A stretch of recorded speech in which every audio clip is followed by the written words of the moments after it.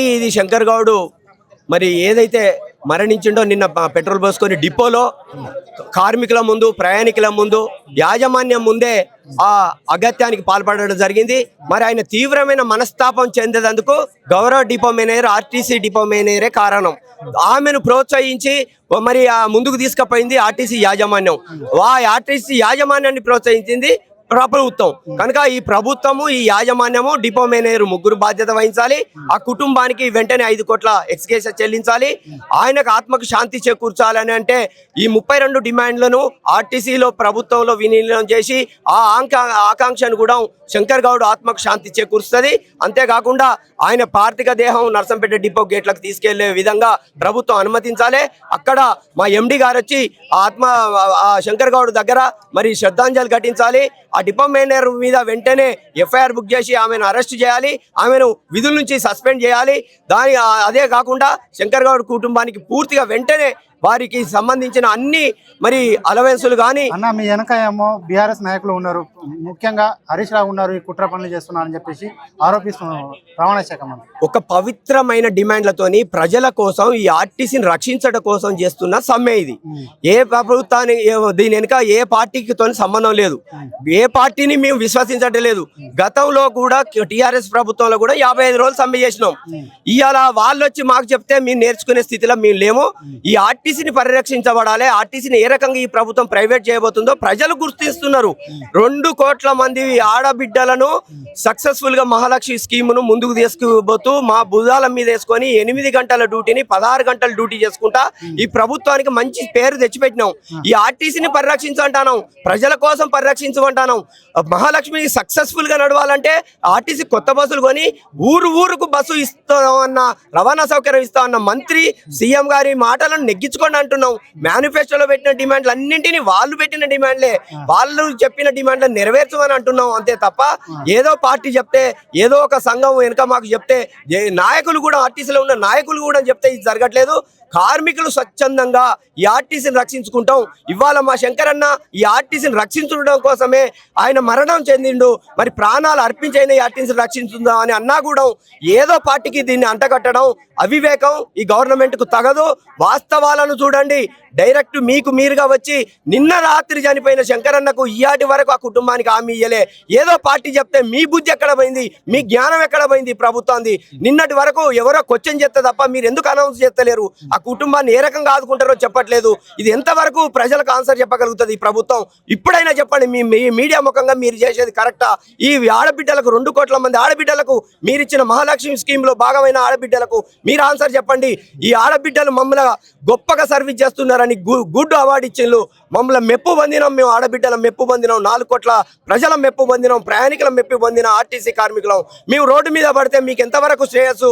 ఈ ఆర్టీసీకి వెనుక ప్రజలు వెంట ఉన్నారంటే ఇవాళ మాకు ఎవరో అండ ఉన్నారు, ఏదో పార్టీ అనడం ఇది అవివేకము. ఇది వాళ్ళ నిర్లక్ష్యానికి, వాళ్ళు తప్పించుకొని తిరిగే ధోరణికి ఇది నిదర్శనమని ఇప్పటికైనా కనువింపుగా వెంటనే శంకర్ అన్న గౌడ్కి వెంటనే 5 కోట్ల ఎక్స్గ్రేషియా వెంటనే ప్రకటించాలి. ప్రభుత్వ ఉద్యోగం వెంటనే ఆ కుటుంబంలో సభ్యునికి ఇచ్చేయాలని ఈ సందర్భంగా డిమాండ్ చేస్తాను. మా శంకరన్న పార్థిక దేహాన్ని నర్సంపేట డిపోలో తీసుకెళ్లి అక్కడ శాంతియుతంగా మరి శ్రద్ధాంజలి ఘటించే విధంగా మాకు అవకాశం కల్పించాలని ప్రభుత్వాన్ని, ఇక్కడున్న పోలీసు యంత్రాంగాన్ని మీ మీడియా మిత్రుల ద్వారా మేము డిమాండ్ చేస్తా ఉన్నాం.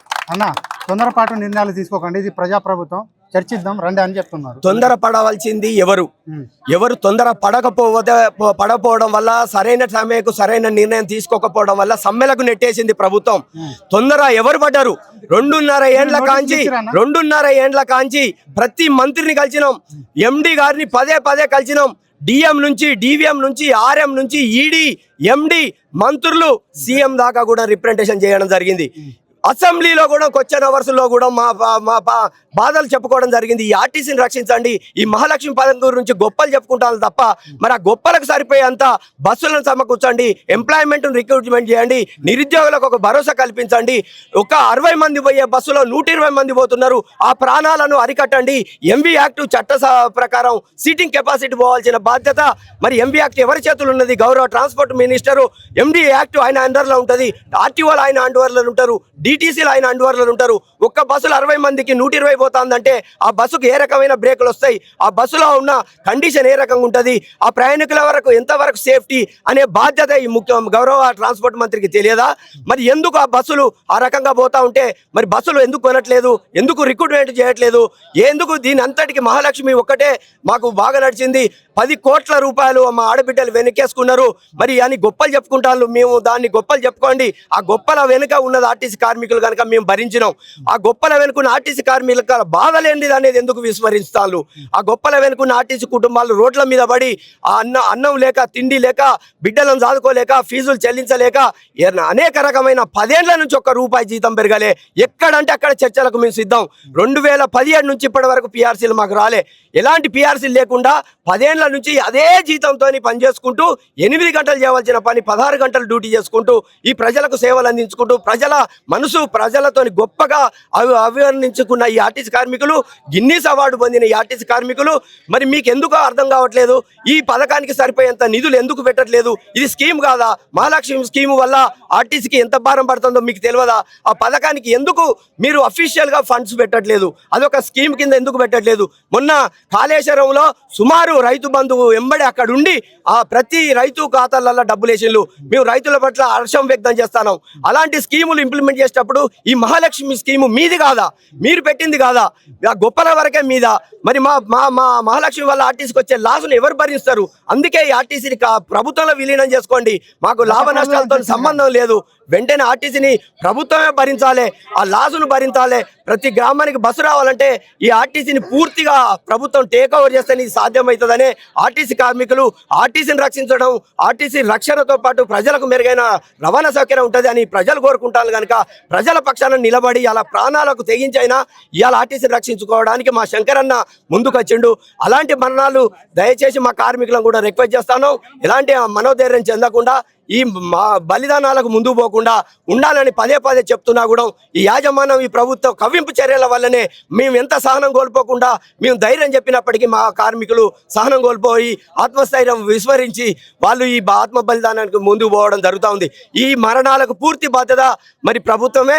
వెంటనే మా శంకరన్న ఆత్మ శాంతి చేకూరాలంటే 32 డిమాండ్లను పూర్తిగా వెంటనే మేము అన్నిటినీ ఆమోదించినాం. అపాయింటెడ్ డే కూడా అనౌన్స్ చేస్తున్నాం. మేము వ్యతిరేకం కాదని ఈ కార్మికులకు, ఈ ప్రజలకు హామీ ఇవ్వాలి. అదే కాకుండా 5 కోట్ల రూపాయలు వెంటనే మన ఎక్స్గ్రేషన్ అనౌన్స్ చేయాలి. ఆ కుటుంబంలో ప్రభుత్వ ఉద్యోగం తప్పకుండా ఇవ్వాలని ఈ సందర్భంగా నర్సంపేట డిపోకు గౌరవ ఎండి తక్షణమే రావాలి, గౌరవ మంత్రి కూడా రావాలి.